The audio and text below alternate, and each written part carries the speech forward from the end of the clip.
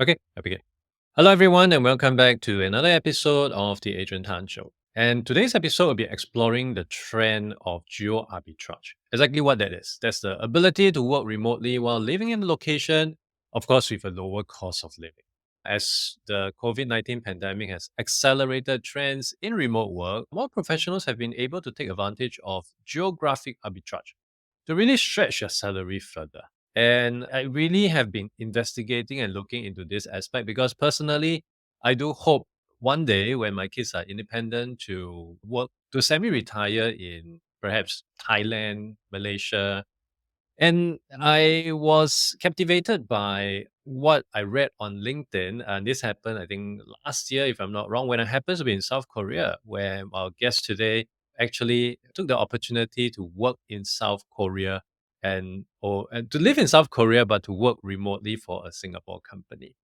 And that guest today is with us, and she is Gabrielle Loh. She is a speaker, international award winning coach who helps business leaders discover their purpose and to build their brand reputation, Christian principles. Backed by 20 plus years of experiences in military, psychology, startup communication, and coaching fields, with postgrad qualifications in occupational psychology, positive psychology, and certs in NLP, MBTI 16PF, and counseling. She currently runs her businesses remotely and could work from anywhere in the world. And with that, thank you so much for coming Hi, onto the show. Adrian. Thanks for having me. I'm glad to be on your podcast. Thank you so much. And as I mentioned, I have trouble pronouncing your name, so I'll call you Thank you. Gabby for short. I was in South Korea when I first read about you being in South Korea. Maybe it was shortly after that, and caught my attention Oh. because I was just there. And firstly, South Korea is usually not the kind of country people may associate with. Of course, us being Singaporean, I think most Singaporean will be looking at the kinds of places like Malaysia.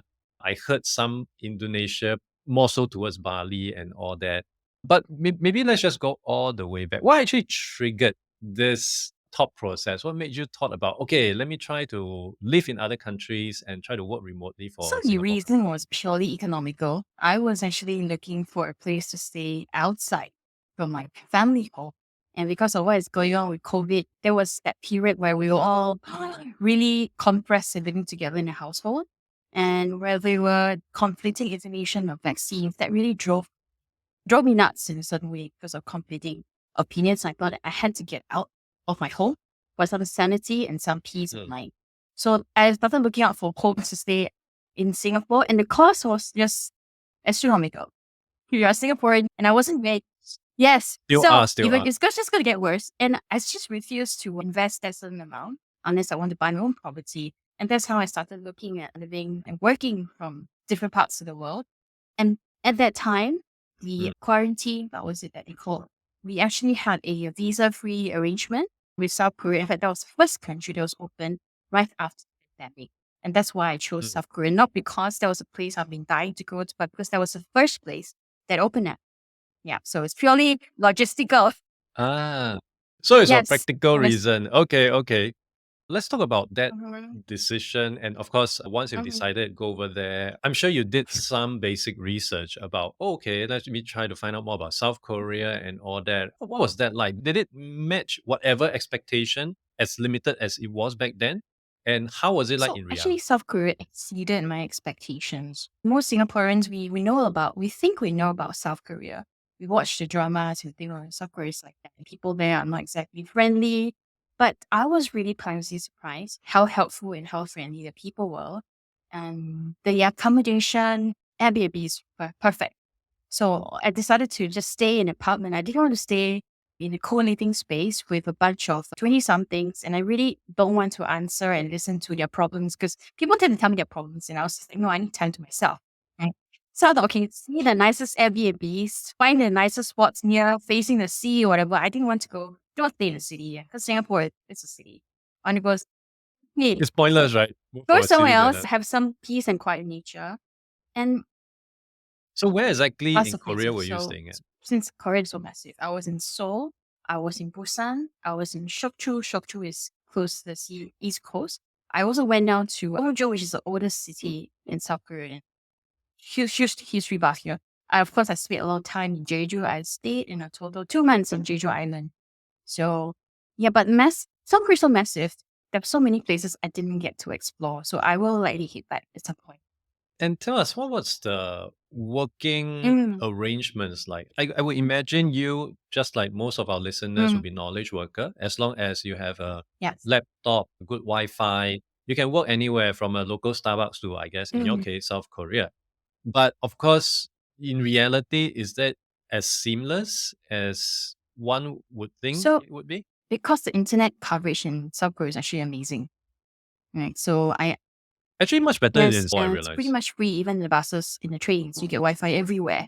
So it's actually easier for me. But on the rare occasion, if I was a cafe that was too noisy, which actually happened once in one of the Hanok areas, I thought, oh no, that was not good. So I actually spent a lot of time working in my apartments than visiting cafes, unfortunately, Adrian, because I was taking a lot of calls and I didn't want my clients to feel that they were talking to me above the noise. So half the time I was in the apartments, and when I had the time in the afternoon, I would head out and do some writing when I was in the cafes.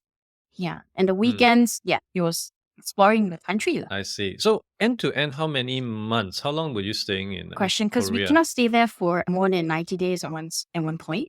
So I stayed there for 90 days and during it was I think in spring last year. And then I decided to come back to Singapore. And then, of course, then I went back to Jeju this past for 2 months during autumn. So I chose the not too hot, not too cold season so that the weather is perfect. Awesome. Okay. So let's go into the aspect, of course, the cost aspect. Everyone want to explore something like this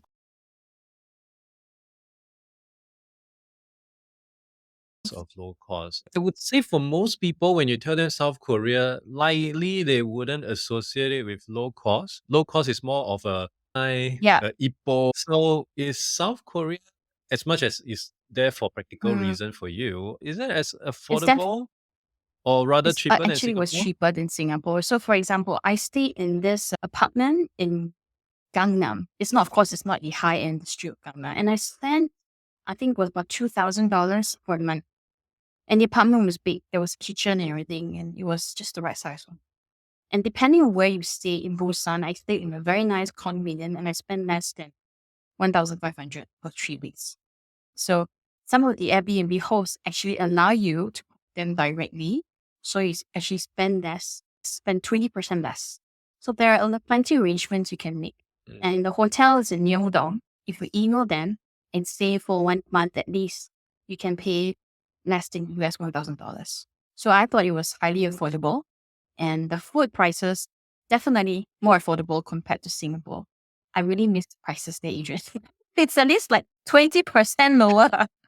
And they have all this, yeah, lah, JB you but can JB find. is not so, right? So they also, okay, so the thing about Korea is the service is top notch. When you come into a restaurant, whether you're a solo guest or not, they will make sure they give you something extra. It's part of they call it service. Mm. And they give you so many side dishes and like, oh, you order one dish and then everything else comes in this massive. So actually you can tap out the food bag and it's 2 meals. Okay, that's a lot. Yeah. Side dishes Yes. more than So I actually save more money when I was in South Korea. But of course, it's not as affordable as South Korea, I see. as Thailand or Bali or Malaysia for that matter.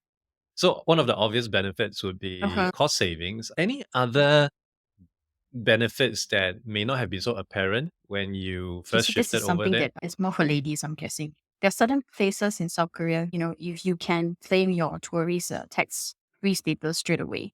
And because I was tourist there for basically tourist status for 3 months, I saved a lot of money on shopping, for Mm, example, skincare items, fashion items. But that's only for specific stores. You can't do that for every mm, single store. And I was quite impressed with how mm. actually safe South Korea is. They don't hassle you because you're a foreigner or you're a lane. And the transportation was so much more accessible and much more connected than I expected. So that's a surprise. And this, was it your first time that you stay in another country and working for a No, of local course not. company? I have stayed and worked in places like Estonia and of course in the UK. And where was I previously? Yeah, basically Estonia, the UK, and South Korea. I see. Okay. And what are some of the Mm. differences, in your opinion, between these three The differences experiences? is this time I was in control of my itinerary. My company gave me the flexibility to plan wherever I wanted to stay, as long as I was available for calls, Mm, I continued meeting my KPIs. I was very blessed that Mm. my previous company gave me that flexibility and the trust to do that. Okay. And what about some of the Mm. challenges that you may have encountered along the way? I'm sure there are some blind spots that even as you landed in South Korea, oh no, I didn't see that coming. What were some of So them the and how biggest do you issue cope is with the language, right? So I because I like to learn languages, so I learned basic Korean before I went Korean. So that really helped me. And I wasn't prepared that some of the ajumas, which are the aunties, they call it the aunties, where aunties in Korean, they are Mm, extremely extrovert and explicit about what they think is done wrong. So for example, I was waiting for my taxi to arrive Jeju Island, and I was actually at a bus stop. mm. Then the bus just stopped in front of me, and this lady just stepped out the bus, complete stranger. She looked at me and she said, Corey, why aren't you going up the bus? I was like, she sounded like she was angry with me. I was making the bus driver wait a while. I was like, I'm not waiting for a bus, I'm waiting for my taxi. Yeah, so they're extremely nosy in that sense, but that also meant that if I needed help, the ladies were the one that actually helped me. Yeah. So I actually had Okay. That would COVID be when good. I was in Busan. And my Airbnb host actually made sure that I was well fed and I had the medication. So in Mm. a way, she was still like, just take that I'm like your mom and I'm looking after you. So I never experienced that in other countries that I worked in before. So that was really a good surprise. Okay. And how do you think your experience of Mm. this geo arbitrage has changed your personal perspective on work life, maybe as Mm-mm. well as travel? Would you recommend it to others who are interested I would in giving only it a go? recommend it if, for example, you are okay to live without your creature comforts. There are people that I know of who Mm. need to sleep in a certain bed, a certain pillow, and eat certain foods. So yes, Need their so total. it's difficult for them. And if you're not, and you're too used to the convenience of Singapore, living abroad, like what you mentioned, Adrian, it is going to be difficult because you have to embrace the brand new culture. Like Mm. the signs are not in English, for example, and the food is different. The people are different. Your friends are not there. Your family members not there. If you're not used to changes, don't do this. Okay, but you're all up for having adventure. If you're okay to travel alone or with a close one, having a friends to visit you, then by all means do this. So what I've learned was that the world is so much bigger and yet so much more connected than I thought. So some people think that if you live by yourself, are you crazy? Why are you living by yourself in 3 months? Some of my friends asked me that. And it's actually that gave me a lot of peace and quiet to be more creative. And I was actually more productive in my work. Mm. And I wasn't answering too many phone calls because Gabby's away, right? So that was to me, that was surprising. Okay. Mm, In mhm. hindsight, if back then when the free visa thing was applied to all different countries, would South Korea still be the main choice, or would you personally I have think I other would still preferences? choose South Korea because I wanted to experience spring weather. I wanted to look at cherry blossoms. Japan back then wasn't an option, unfortunately. But I think I would still choose South Korea. Mm. And for Mm, people who may be keen to look mm. at geo arbitrage, what do you think they should be mindful of in terms of when they do their research, in terms of country selections? Where should they begin? Where should is there a go-to site, or should they ask friends who are staying There there, are etc.? plenty of digital nomad sites on the market right now. They offer different advices on what to look at based on the cost of living, based on, for example, your gender preferences or even your dietary preferences. And I realized that dietary preferences is hugely, especially if you are lactose intolerant, you can't take dairy. Mm, So that is a huge concern for some Asians that I know. You mm, have to look at that. And of course, personal safety. The first thing I searched for was that mm, place suitable for solo female travelers like me. So that was number one thing. And of course, Wi-Fi, because I was a nomad, I need Wi-Fi coverage wherever I go. So these were and of course, accessibility to healthcare. You never know what can happen. And mm, the last thing was mm. accessibility to nature, to park in the sea. So that was something that I looked out for. I see. Okay. And I do understand right Mm. now you're back in Singapore. Any specific reason why you are back here and why I'm not speaking to you in Seoul right now or some other So this countries? guy actually was in London for a month. I came back also because most of my clients in Singapore, so I want to meet them face to face. And living and Okay. traveling like I did last year was quite costly because in a way I was living on my own for Mm, 5 months, and also because my family members, my parents are older. I cut short my trip last year because my dad had a fall, mm, so I had to come back. Yeah. So depending on which life stage you're in, Mm, if you don't have kids, your parents are not too old, they are healthy, mobile, please go and don't come back if you don't want. You don't need to. mm, But if you have family responsibilities like me and my business is just starting up, I have to be situated and secure, stable in a place. And also because my volunteer commitments I as well with see. church. So I decided to be in Singapore for at least for the next few months. Okay, okay. But I personally wish to try something Mm. like that, but because I have young kids, I think the only time I could possibly try something like that is when my youngest is independent, which probably would be another 10 years to go lah. Hopefully 10 years later I can share with you how it's but I'm already Mm. doing some research. I have never accounted for self-pay into Mm. the equation Mm. until I saw your post about it. So that's an equation, but I guess I would still perhaps look at more of the Yes. lower cost countries. I Yeah. know Chiang Mai is very popular for people who Mm. wants to retire there. I heard things about Hua Hin, I hear things about Mm. people as well. Still toying with the idea. But one thing I was thinking about was to go Yes. there for a trial Yes. because you wouldn't know, right? Whatever you read on paper may differ from what you Mm. actually experience.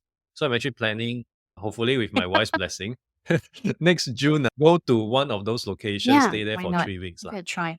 and just to see how it goes. Over and above the things that you mentioned, of course, security, Wi-Fi, and things like that. Are there some other maybe street intelligence that I should take note of, which may be prevalent across different countries, whichever that I finally decide to That's a good land onto? question. I think it's important that you know how to defend yourself, at least basic moves. And definitely avoid wearing expensive clothing or jewelry in the open. And I would say never use your phone out in public unless everybody does it because your phone could be a magnet for theft. Yeah. And definitely no, Mm, get close with your Airbnb host. My Airbnb host gave me a lot of the good ideas on the areas to visit and areas to avoid. So always make sure if it's not an Airbnb host, maybe speak to the hotel concierge. It's good to have a local contact. Yeah. That's my advice. okay. So thank you so much. So once you have stabilized I know you Mm. started a new business, and once you've stabilized that, do you have plans to resume this geo arbitrage journey? And would it still be South Korea, or do you have plans to So explore thanks other to my countries? stay in South Korea, I'm actually thinking of doing something, a little business, hospitality business in Jeju. So that's on the card. So I may pivot to Jeju depending on how things progress in my business, just to set up small Airbnb and to stay there for a few months in the year so that Yeah. I can avoid the winter and can avoid the hot summer in Singapore. That's the plan. I'm also looking at Chiang Mai because I have a friend Uh, who has a property there and I need some help for me to help with the property. And I'll probably hopefully stay there for 1 month. So that's the tentative plan for mm, 2024, Adrian. I see. That's great. Would you do it in a slightly different manner since you already have gained experience in South Korea? Would your stay be slightly So different, and this how time, different I would think that be? great question. I will have a mix of stays in a co-living space so I can more friends. Yeah, What problem? yes. Yeah, so I Now think you're okay. because after a while, I realized that it was a bit lonely for me. But I have friends then, so I was quite lucky. Mm, But if I were to spend another 3 months, and so I think this time I will change up the accommodation. So maybe a month I will stay in a hotel, another month I will stay in Airbnb, another month I'll stay in co-living space, just for variety's sake. But this is in line with my personality. If you're an introvert, you need to be away from people, then just go ahead, stay in an apartment by yourself. Yeah. but I think there's also a limit because I remember when I Mm. first had to travel to Germany Mm. for a long stretch. I'm an introvert. Yeah. I lean more towards introversion now. But I reached a stage where I started talking to myself. But I think there was something wrong already. I need to talk to other people. And so I think there has to be Mm. a balance, even though like you said, it never occurred to me listening to other people's problem, which I find quite so funny. But I guess it's still a way for you to. We are all tribal animals, right? Ultimately, we want that conversation, we want that connection, and co-living space, I guess, is like the best And arrangements co-living for that. space are more affordable than Airbnb and hotels. But you have Mm, to book early. I would mm, also I would differently would be to join the expat meetups and to meet different people. Yeah, so that was what I would yeah, have done differently. I'll probably do that when I hit back in. I see. I don't really have much understanding of the Mm. co-living space. I know they are in Singapore as well, Hamlet being the most popular one. So is it just you have your own rooms and then all the other Yes. amenities are shared, and then you have your common living room Yes, and that's all that? pretty Is that much how it. it is? And I think depending on how big the space is, you might be able to have a, let's say, top, the loft. or the attic on your own. There was this one that I like, I Ah, think I recommend to you. It's called Soulnooks, Seounooks. It's owned by this lady, and the house is pretty massive. It's right in the middle of, so it's like an amazing location, and the price is relatively affordable. mm, So check out Soulnooks. Yeah. okay. So it's essentially a atas Yes, hostel lah. Atas, and people Remember? there are quite friendly because you're all together in a one place. So they tend to share food, gather together. So depending on the culture or the Mm, co-living space, I would suggest you have a call with them and check out their website. And if you're there, go and check out the mm, place before you decide to, if that's possible for you, depending on mm. policies for them. That sounds great. Well, thank you so much for sharing with us and to give us so many tips and insights on how it's Mhm. actually and how we can make use and really leverage on this opportunity to not just get to know a new country, get to know new people, but I guess it also come across as getting to know Exactly. yourself much better, right? Because of what you realize, what I can do, what I cannot do, what I like, what I don't like. Ultimately, it's a discovering journey. As the saying goes, a life that is unexamined is not Mm. worth living. So these are opportunities to examine your life.